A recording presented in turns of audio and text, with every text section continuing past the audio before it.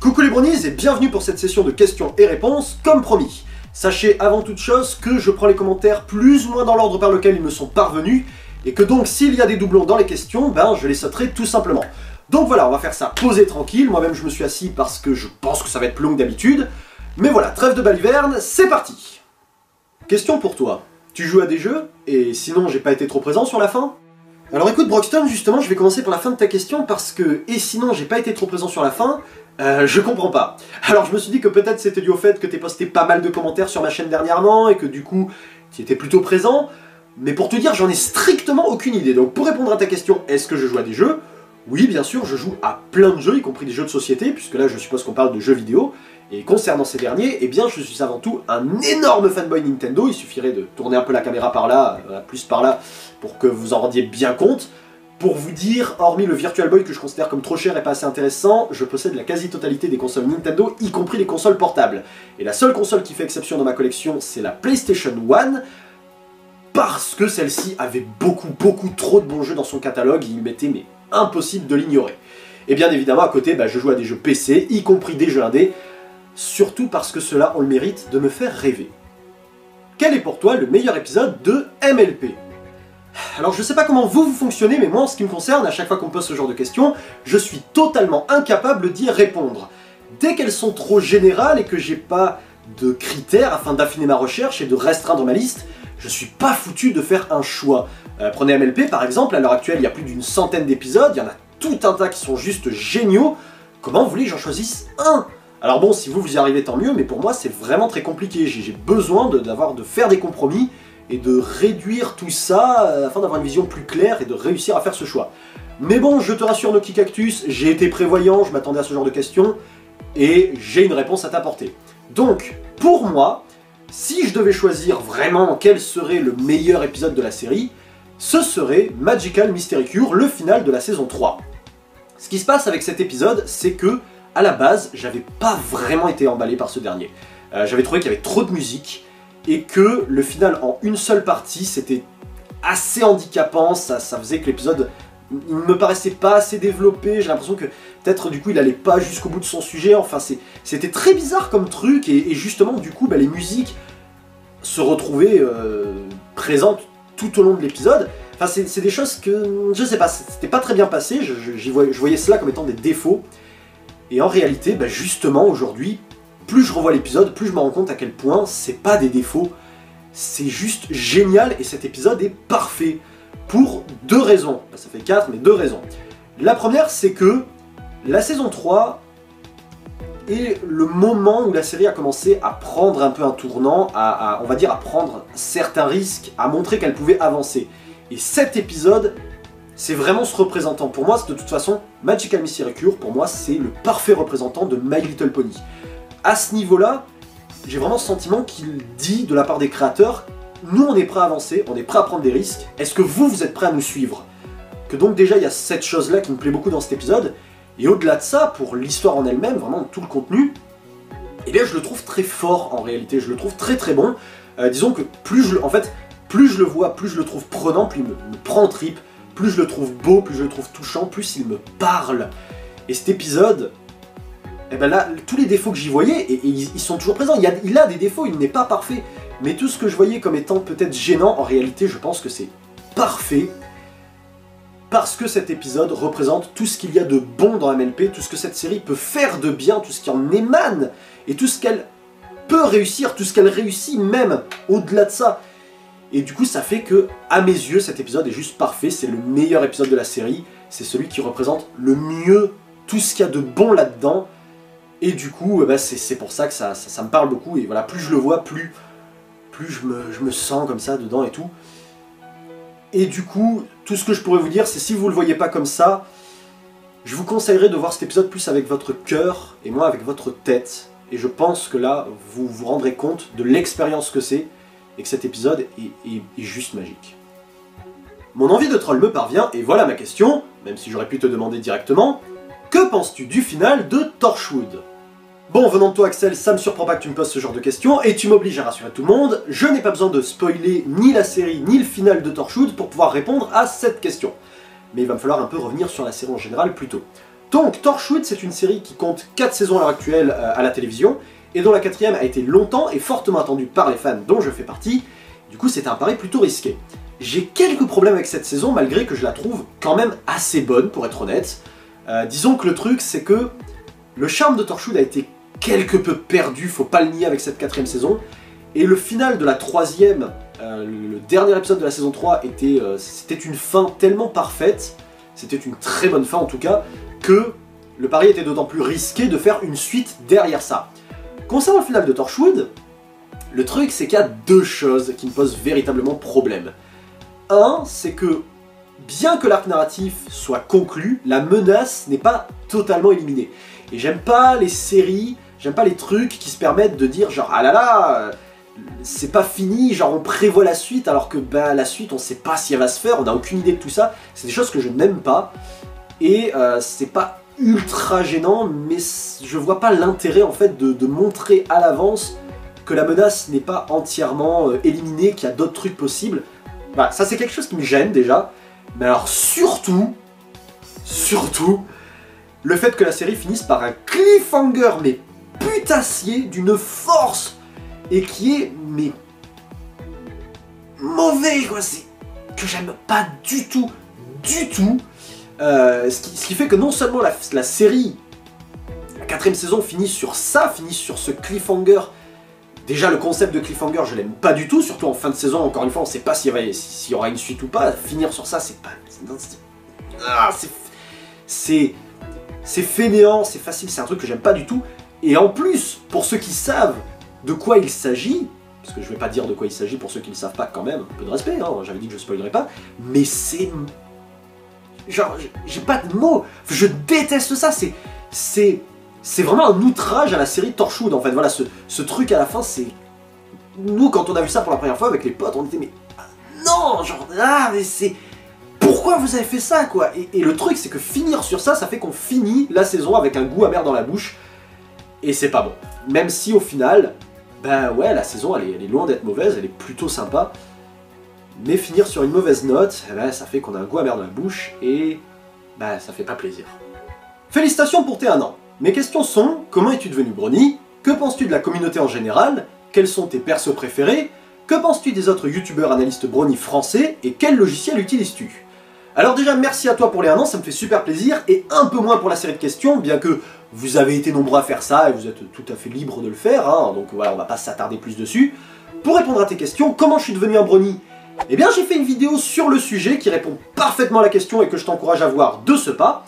Ce que je pense de la communauté en général, qu'elle est très prolifique et créative, et je crois que c'est la communauté qui a atteint le plus haut level que j'ai jamais vu. Je ne pense pas qu'il y ait une autre communauté qui ait réussi à atteindre ce degré-là de choses et de créativité, de partage comme ça. Mes persos préférés, donc pour les main 6, c'est Rarity, pour les Cutie Mark Crusaders, c'est Scootaloo, les méchants, c'est la Reine Chrysalis, Background Ponies, c'est Lyra Strings et Minuet quand même. Chanson, alors la chanson... On va dire True True Friends pour rejoindre avec le final de la saison 3 parce que c'est celle qui représente le mieux la série, mais alors là franchement c'est quand même pas sympa parce que je peux pas choisir une seule chanson d'MLP. Mon épisode préféré, bah, Magical Mystery Cure, et la saison, du coup ça sera la 3 puisque ça rejoint avec l'épisode et la chanson qui pour moi voilà, c'est le tournant que j'aime le plus dans la série. Donc voilà pour ça à peu près. Ce que je pense des autres youtubeurs analystes Brony français, bah, qui font du bon taf, et que c'est cool qu'il y en ait parce qu'on n'est pas nombreux, et que ben, j'imagine pas être le seul à faire ça tant que je peux, et j'ai envie de dire voilà, profitons-en tant qu'on est là, et tant qu'on peut faire des choses. Je trouve ça cool qu'il y en ait d'autres, et j'aime particulièrement celui qui fait des vidéos analyses plus philosophiques, je trouve ça assez original et intéressant. En revanche, je les regarde quasiment pas ou plus, parce que moi-même, maintenant que j'en fais, c'est le même genre de contenu et tout, enfin, ça me ferait un peu une overdose dans ma tête, donc j'évite d'en regarder maintenant, c'est plus trop mon truc. Et pour finir sur le logiciel, j'utilise, attention, c'est un peu le moment de la honte, After Effects, qui n'est pas un logiciel de montage, qui est un logiciel d'effets spéciaux. Et la raison, elle est toute bête, c'est parce qu'à l'époque j'utilisais After Effects et Movie Maker. Movie Maker étant très limité, je suis passé uniquement sur After Effects, j'avais rien d'autre sous la main. Et à terme, avec les années d'apprentissage et de pratique, eh ben, je me suis calé sur After Effects. Donc voilà, la conclusion, c'est qu'on change pas forcément les mauvaises habitudes. Et c'est à peu près tout pour toutes tes questions, voilà. Salut, j'adore ce que tu fais et j'espère que cela continuera encore un petit bout de temps. Sinon, je suis désolé, mais je vais faire mon enculé en posant les questions les plus simples. Eh ben écoute, moi je vais faire pareil en y répondant directement et simplement, sinon ça va durer 3 plombes. Alors, comment tu t'appelles? Luca Rogliano. Quel âge as-tu? 21 ans. Cupcake ou tarte? Cupcake. Je vois que tu as une belle collection MLP, quel est le bijou de cette collection? Alors, hop, voilà, je pense que ça répond à ta question. Ta Cutie Mark Crusaders préférée, déjà dit. Princesse préférée, Luna. Saison préférée, la 3. Méchant préféré, déjà dit. Quels sont tes jeux préférés? Alors ça, c'est le genre de question pareil qui est super dur, mais je peux dire Super Mario 64, Zelda Twilight Princess, GTA Vice City, Warcraft 3 et Fez. Ça me paraît déjà être une bonne liste pour commencer, puisque j'essaie toujours de penser cette question-là. En fait, je pense aux jeux auxquels je sais que je jouerai toute ma vie, dont je ne me lasserai jamais. Donc c'est pas mal pour commencer, je pense quand même que c'est déjà pas mal. Fanfiction favorite, eh ben j'en ai pas, simplement parce que je lis pas de fanfiction. Je n'ai vu que celle qui était adaptée en vidéo, donc histoire d'en citer une, eh bien tout simplement My Little Dashi, qui était tout simplement très dur à voir, ça brisait le cœur. Pooties, eh ben Pooties, écoute, va pour Pooties. Question 1, pourquoi ai-je tenu un an à rester dans tes abonnés? Et question 2, d'où t'est venue l'idée de faire ce genre de contenu sur ta chaîne? Eh bien, concernant la première question, je dois dire que je n'en ai pas la moindre idée, et que justement, si l'un de vous a la réponse à cette question, ça m'aiderait beaucoup, parce que sincèrement, qu'est-ce qui fait que vous soyez abonné depuis un an, ce qui concerne par exemple sur ma chaîne? Mais j'en sais rien du tout.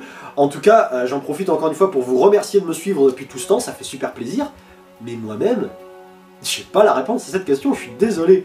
En revanche, d'où est venue l'idée de faire ce genre de contenu sur ta chaîne? Eh bien la chaîne, bon, je l'ai créée pour ça, donc voilà. Mais l'idée, c'est une anecdote pas si drôle en fait, puisque l'idée est partie du fait que j'allais pas bien. Un soir, j'étais malade et j'allais pas bien. Et dans tout ce fatras, d'un coup, j'ai l'idée qui m'a sauté aux yeux parce que j'ai un besoin constant de m'exprimer. Depuis toujours, il faut que je m'exprime. Et d'un seul coup, en fait, j'ai eu cette idée qui m'est venue de dire tiens, j'adore MLP, j'adore en parler, pourquoi est-ce que je ferais pas des vidéos dessus? Logique, quoi. Et en fait, c'est parti de là, et j'ai eu un peps d'enfer, et j'ai démarré ma chaîne à partir de là, donc j'ai créé Coucou les Bronies exprès pour, enfin, donc cette chaîne, juste pour ça, notamment parce que j'ai une chaîne officielle qui est à moi, hein. J'ai une chaîne sur Dailymotion, Luca Rogliano, mais ça concerne mes courts-métrages, ce genre de trucs que je ne produis pas en ce moment. Donc voilà, je voulais faire la part des choses très clairement, et faire une chaîne consacrée uniquement à MLP, sauf exception. Mais c'est assez drôle de penser que ça part d'une anecdote pas super marrante parce que j'allais pas bien. J'étais pas très beau à voir ce soir-là, mais comme quoi on peut partir de quelque chose de mauvais et faire quelque chose de franchement chouette. Que penses-tu de Spike, des Parasprites, du Tazzle Room et de Twilight? Alors, de Spike, j'en pense que c'est un personnage que je trouve assez sympa, mais qui mériterait d'être davantage développé ou mis en avant dans certaines situations. En tout cas, que les créateurs pourraient faire évoluer d'autant plus parce que les défauts qui sont liés à Spike font que parfois je trouve que les situations dans lesquelles il se trouve se répètent un peu alors que le personnage pourrait avancer quand même un peu plus que ça.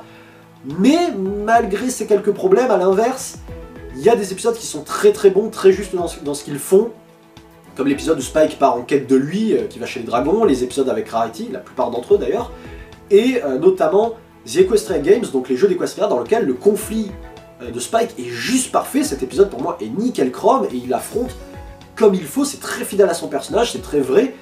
Donc il y a des bonnes choses, mais à côté il y a quand même des fois certains épisodes où c'est un peu plus moyen, parce que je trouve que ça tourne un peu plus en rond, ça mériterait d'être peut-être davantage travaillé, développé, en tout cas dans le but à la fin de faire plus évoluer Spike et qu'il puisse mettre certains trucs derrière lui qui je pense mériteraient de passer derrière lui justement. Pour les Parasprites, j'en pense pas grand chose, ils me font marrer. Le parallèle avec les Gremlins m'amuse également, parce qu'on peut pas le nier. Je pense surtout en fait que je trouve assez drôle, du coup ça ait pu amener la polka de Binky qui est juste délirante, donc rien que pour ça, ça vaut le coup. Le Tazzle Room, si ça se prononce bien comme ça, Tazzle Room, je sais pas vraiment comment ça se prononce, alors j'ai dû aller chercher c'était quoi en plus. Donc il s'agit du ver géant que combat Twilight Sparkle et Cadence dans l'épisode où Discord, donc elles vont chercher une fleur pour soigner Discord de sa maladie, hein, et j'en pense rien du tout. parce que j'ai pas d'opinion sur un truc comme ça, c'est un monstre comme un autre, tel qu'il y en a dans MLP. Alors après vérification, visiblement c'est un de ces monstres fantastiques, donc à part dire que ça me paraît fidèle par rapport à la série, j'en pense à peu près rien. Et ce que je pense de Twilight Sparkle, eh ben, je pense que c'est un très bon personnage, qui a une grosse évolution, c'est le personnage principal quand même de la série, celle qui a la plus grosse évolution à travers la série, qui pour moi est très intéressante, je trouve très cool de suivre Twilight Sparkle, même si c'est pas mon personnage préféré. Et par contre, il faudrait que ceux qui ne l'aiment pas trop prennent conscience à un moment que sans elle, ça marcherait pas, quoi. La série pourrait pas tenir sans Twilight Sparkle, d'autant plus que c'est elle qui lie le tout ensemble. Justement, c'est ce qu'elle représente. Donc renier Twilight Sparkle, ça me paraît pas logique par rapport à la série. Même si après on peut préférer d'autres personnages, ça y a pas de souci. Mais voilà, je pense quand même que c'est un bon perso et elle me fait pas mal marrer, je m'y retrouve également assez bien. Donc j'ai jamais eu de problème avec Twilight Sparkle, je la trouve très bien comme elle est. Quelles sont tes prédictions pour la saison 6, ta vision de la tolérance, de quel extrait d'épisode et de la fin de ta vidéo, et à partir de quel moment peut-on parler d'évolution d'un personnage? Pour mes prédictions de la saison 6, j'en ai pas, simplement parce que je suis de ceux qui ont des attentes et qui ne font pas de prédictions. C'est pas mon truc, je suis pas très fort à ça, et en plus, bon, je trouve ça un peu prétentieux, même si quand c'est les autres, ça me pose pas de problème. Mais moi, ça m'amène à avoir de la déception, c'est le risque qui est vraiment encouru, et j'aime pas ça du tout. Je préfère vraiment simplement me dire, tiens, la saison 6, elle va être cool, des attentes, j'en ai, et simplement voir ce qu'on me réserve. En tout cas, je suis beaucoup plus de ce côté-là, voilà, les prédictions, c'est pas trop mon truc. Ma vision de la tolérance, alors ça c'est une question qui est quand même mastoc. Je dirais que déjà elle sera assez proche de ce qui est censé être la tolérance elle-même et de ce que la communauté devrait enseigner autour d'elle, ce que je pense que tout le monde ne fait pas, mais en tout cas c'est quand même également pour ça, c'est une grande représentation de la communauté, c'est la tolérance. Donc ce que je peux en dire, bah, à mes yeux la tolérance, voilà, soyez ouverts d'esprit, ne restez pas fermés à l'égard des autres, ne les préjugez pas, que qui que ce soit, quoi que ce soit, ne préjugez pas. Voilà, intéressez-vous un peu à tout ça, c'est important. Moi de mon côté, je rajouterais quelque chose du genre, faites les choses pour vous-même et faites fi justement des autres, mais avant tout, et le plus important, parce que c'est ça la notion de la tolérance, soyez prêts à faire preuve de pardon et d'acceptation, parce que c'est ça la tolérance, c'est d'accepter les autres et de savoir pardonner les autres. Donc voilà, c'est ça, en fait finalement c'est la tolérance elle-même. Moi c'est ma vision, parce que j'y ajouterais peut-être juste le côté, si les gens veulent pas comprendre et qu'ils sont en dehors d'un truc, bah c'est pas grave, tant pis pour eux s'ils le voient pas, c'est dommage, moi je serais plus triste pour eux. Mais pensez à vous quelque part, ça pourrait paraître égoïste, mais voilà, dans le sens, faites les choses pour vous et ne vous préoccupez pas à ce point des autres. En revanche, si vraiment vous êtes concerné par les autres et que vous êtes lié à eux, de votre côté, bah, soyez en mesure de les accepter, de les pardonner, même si eux, ils ne le font pas toujours. 1, ça nous rend supérieurs. 2, c'est ça la tolérance. Voilà. Alors, donc voilà, de quel extrait d'épisode et de la fin de ta vidéo je suppose que tu parles de celle des 1 an. Si c'est le cas, eh bien ça vient de la deuxième partie de l'Empire de Cristal, c'est à la toute fin. Voilà, et à quel moment peut-on parler d'évolution d'un personnage? Je sais pas du tout. Je me sens très mal placé pour répondre à ça. Moi je dirais quand un personnage prend conscience de quelque chose, quand un personnage affronte quelque chose, qu'il réussit ou échoue, quand un personnage s'accomplit, voilà, ce genre de truc, je dirais que c'est de l'évolution. Voilà, mais sinon je peux pas détailler plus que ça au niveau de tes questions, mais j'espère t'avoir déjà un peu éclairé ta lanterne. MLP égale Marine Le Pen? Ça aurait pu marcher à me surprendre si mon meilleur ami ne m'avait déjà pas fait la blague. Donc, bah, t'arrives un peu tard sur ce coup-là. En revanche, le fait que le patron soit sur ma chaîne et me suive, ouais, je pense qu'on va plutôt passer à la suite, en fait.